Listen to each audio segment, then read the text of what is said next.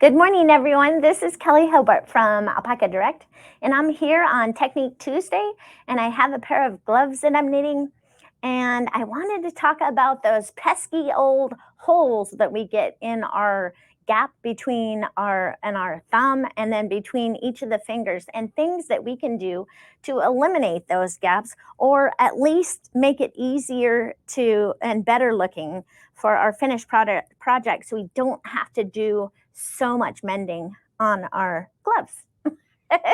I saw this wonderful thing on YouTube. I was searching around, and Talina Williams showed me this YouTube video, and she was just talking about thumb gaps. And what she did is she picked up three stitches, or no, she did a make one left twice and then picked up three stitches. So a total of 5 stitches she picked up in her thumb gusset, and then she went around and decreased them in the very beginning of the rounds. And so I took that and started fooling around with it. And so I wanted to go over with you and show you what I kind of found that I enjoyed and I liked. So everyone wants to know where your puppy is. Oh, I am so sorry. I didn't bring Sydney with me this morning. I was running so fast and I didn't want to have to worry about her. So she's safely at home in her X-Pen. I bet she wants to be here with you too. Well, what's tonight? Tonight is her first puppy class. So she gets to, we get to go to school with her, and I get an opportunity to be able to socialize her with other puppies. So I'm looking forward to that. In our local area, I usually go through CDA dog fanciers, and that class was all their classes filled up. We got there almost an hour early to sign up, and by the time I got to the front of the line, they were all sold out. Everyone's moving out. Yes, and so anyway, I found this wonderful lady, Sandy Reeves, and we're going to be taking a class with her, so I'll have to let you know how it goes, but I'm looking forward to it. She seems like a very nice lady, and I think we'll be doing great. So every week, of course, we have a prize, and for this last week, we had neon, and then just multicolored, and then neon. And this is Millie Calori by Lang Yarns, and if you haven't tried Lang Yarns, it is a very high-end yarn company, and they have beautiful yarns. This is 100% merino wool. It's a single ply yarn, and the color changes are very smooth and beautiful. So it has very nice transitions. No, I thought we talked about that before, and I thought I thought it was from. Oh, I don't know. It's these tags it's so far in here. I thought it was from Italy. Maybe it is from, yeah. I thought it's from Italy. Italy or Germany? One of those. Yeah, it looks like it's in German, but anyway, it's a really top quality yarn, and I really, really like it. So the winner for today will get that yarn. And then I wanted you guys to try some Comfort Sock, and this is by Barocco. And what's amazing about this Comfort Sock yarn is that it's all acrylic, but it's not your traditional shiny plasticky acrylic. It kind of feels like cotton to me, and it knits up beautifully. I mean, this is one of my favorite yarns. It is very economical, and it's great for baby stuff, baby sweaters, and summertime socks for people. So I was thinking either the denim color, this neon color, and this one is very popular. It's one of our most popular colors. And so I thought it would do either denim or neon for this week. Yes, and you guys vote, and then when you vote, you get entered to win.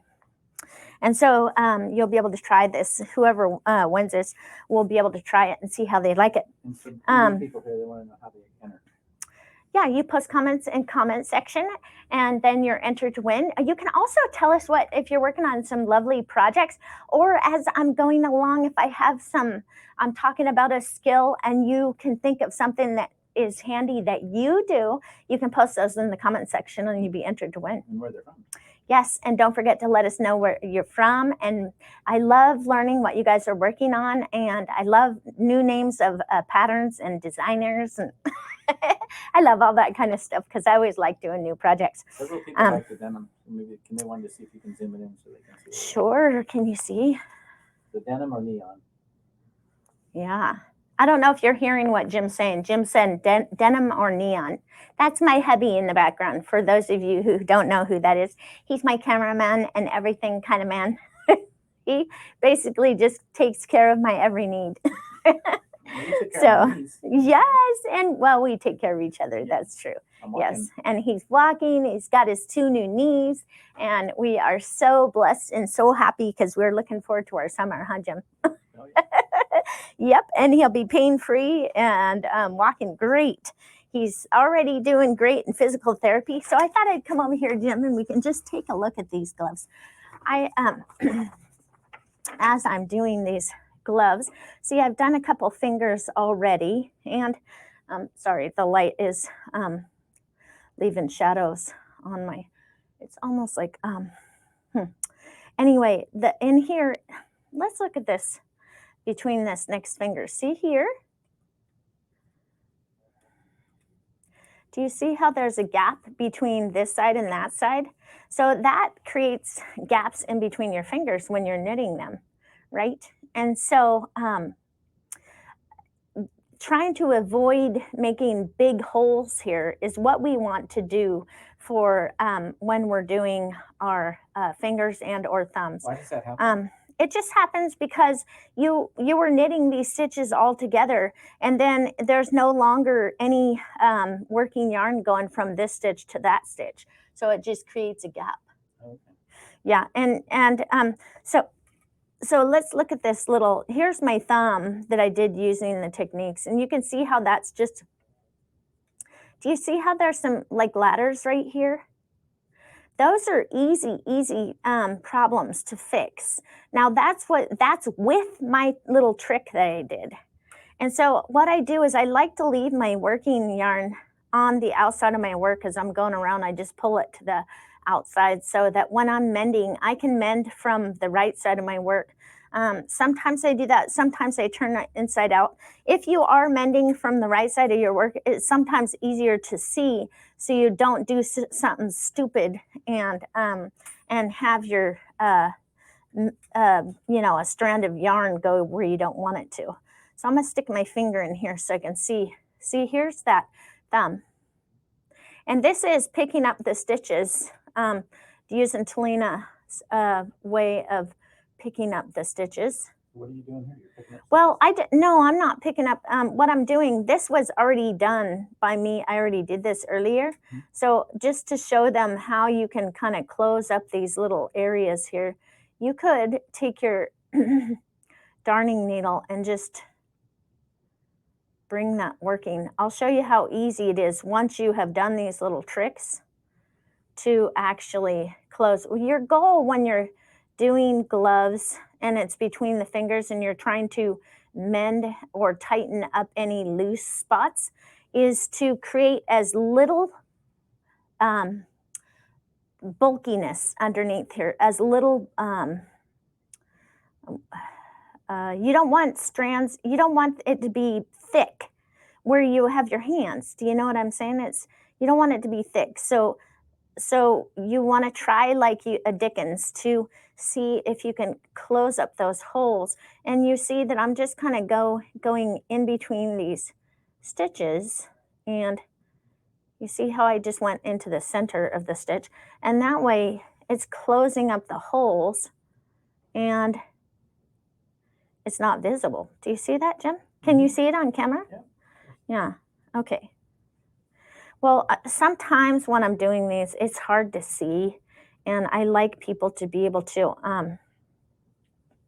get the most out of. Do you see that gap right there? So you kind of got to play around with it to make it look the way you want to make it look.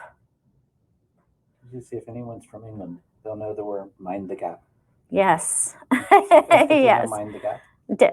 Yeah. Jim's saying, does anyone know mind the gap? That's what they say in England. Yeah. So all I'm doing is I'm going in between. See, there's these knit stitches. I'm going right in between the strands. And then I'm looking over here on this other side over here and trying to find a knit stitch or a part that's stable enough for me to go into so I can actually tug that hole closed. So when you're doing all these little tricks, even the super awesome tricks by Talina Williams, you still have a little bit of mending to do, but you should see how much better it looks when you use. This is much better than what you would get if you did it, didn't pick up extra stitches and didn't do it that way. So let's see. I almost have every single, and also when you're doing gloves, one side of your gloves will look better than the other side of your gloves. And if you see that when you're doing your gloves, that is a common thing that happens. And so don't think that it's you. I think that everyone has that issue. What are you working on now? I'm just still closing up some holes here. Oops. Bring that around. Boink. But if you can kind of look closely at what I'm doing, it is creating very minimal bulk.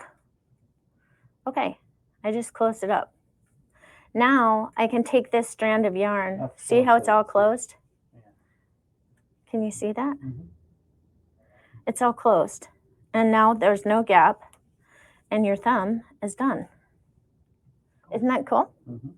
Yeah, so let me show you this little trick that I was using to pick up stitches for the fingers.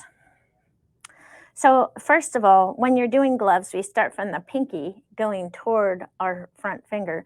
And basically we take our stitch count. If it's 28 stitches, 7 times 4 is 28. So you would have 7 stitches on each side. And then you can make as many stitches in the gaps as you want to.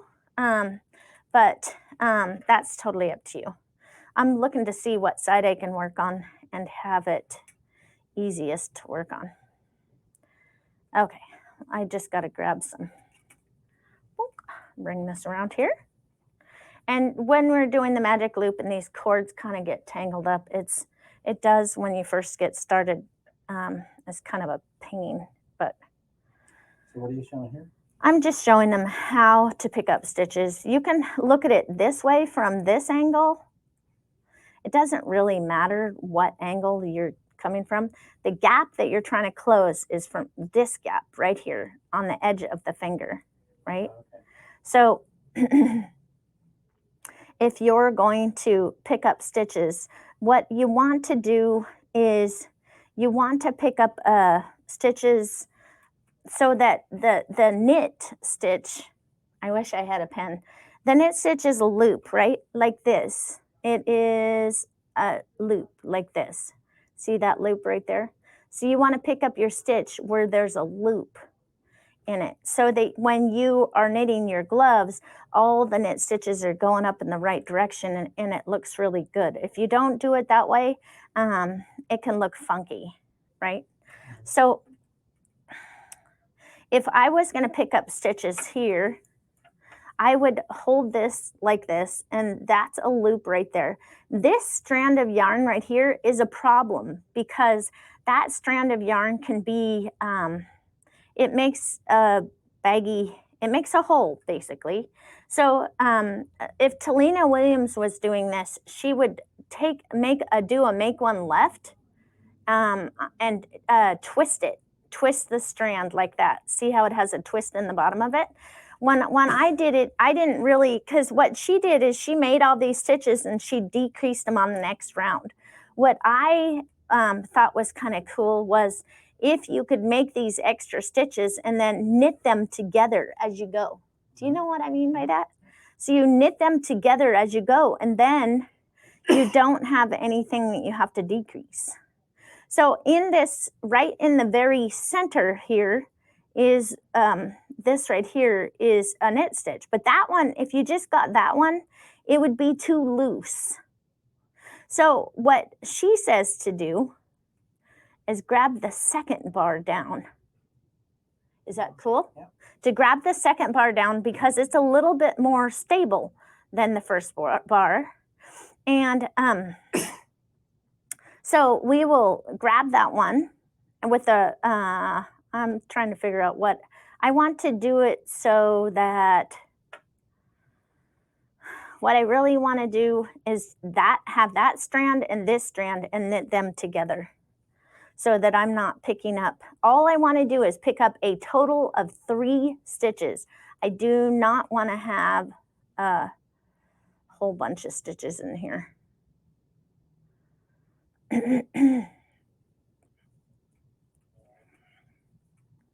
So I have one right there,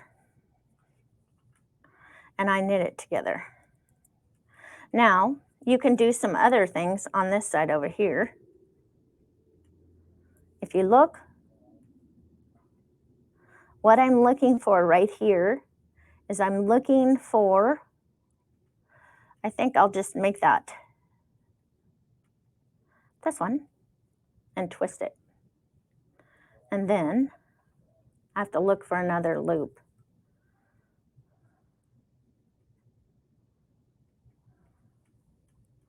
That one. And then what I'm going to do is do a knit 2 together.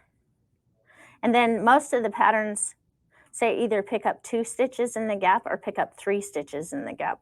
So I picked up a total of 4 and made it into 2. Now I can do my knitting and I will have it turn out like this. Yeah. So you can do that as you're going along. You don't have to necessarily pick up all these stitches and then decrease them on the next round. You can actually decrease them right in the beginning. You know how they say pick up and then someone else will say pick up and knit? You can pick up without knitting.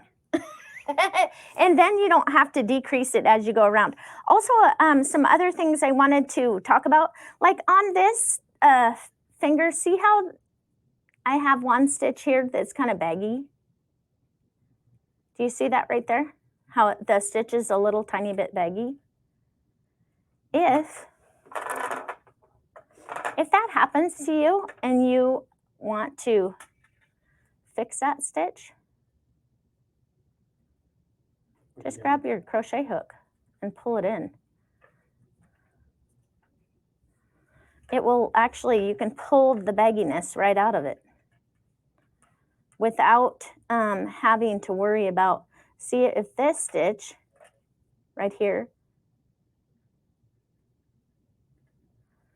see that, what stitch I'm trying to fix was that one right there. And if you just take the baggy stitch and just pull it to the back of your work. And then when you have your tail back there, you weave it in with your tail. And then you have a stitch, you can fix the gauge on the actual stitches that are funky.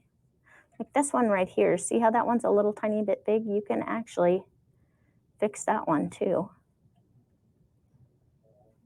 Oh, that cosmetic knitting. Yeah. And then you have, let's see here. It's easier just to grab way under here. And then grab that. Yeah, those tails that you have are great at helping you solve a lot of your problems. That one didn't exactly fix that. But you can grab this from the back. When I weave in my end, you can grab this little stitch from the back and pull it in tight and fix the gauge on it. And then you can use this little tail back there and pull that and then just weave it in with your work. Isn't that cool? So I thought Talina did a great job of talking about how to fix those gaps, how to make them look good, how when you pick up your stitches, if you pick it right in, go right into the knit stitch and pick up your stitch from there. Instead of, some people will just pick it up wherever on a purl bump or whatever, and it doesn't have that smooth alignment that say a row of knit stitches would. Like Lift it on, up. You gotta lift up. so on here, the alignment of knit stitches going straight up. If you pick up a stitch right in the middle of that knit stitch, it makes for a really nice, clean pickup. It's very exciting. We always major in the minors. It really does make a difference in how nice your stuff looks and finished. But yeah, it's totally fun. I'm having a good time. I love doing gloves, so that's fantastic. And let's take a look here and see what we're going to be talking about for next week. I'm going to be talking about some ways,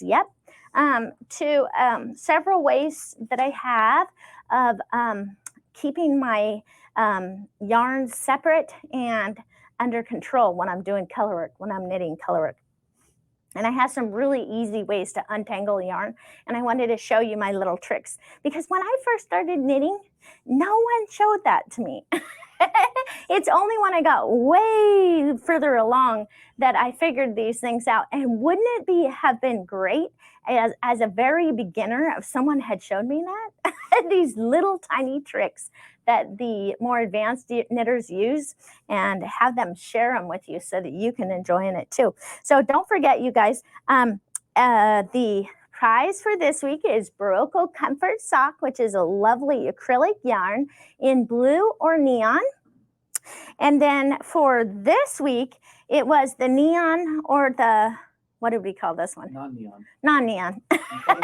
Right. And what color won, Jim? Do you know? Neon. Oh, neon won. This was winning color. Awesome. So let's look and see who the winner is.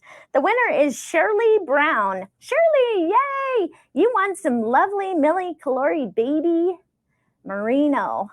It's such a wonderful merino. And all you have to do is get in contact with us at customer service at alpacadirect.com. And we just need your shipping address so we can ship the yarn out in the mail to you and you can enjoy it. It's wonderful yarn. I love it. The person was in England. Really? Nice. Nice. Last week, the winner was in England. Yeah, so it's going to take a while to get to her. Yes. So the winner who lives in England, expect it to take a little while because it will. That's awesome. And then, we are having a great week this week. I am finishing this lovely set of gloves that I'm working on. And next week, I'm going to be doing color work so we can come back and take a look at some easy ways to untangle our yarn or keep our yarns organized, right? Mm-hmm. So I hope all of you have a great week, and I will see you next Tuesday.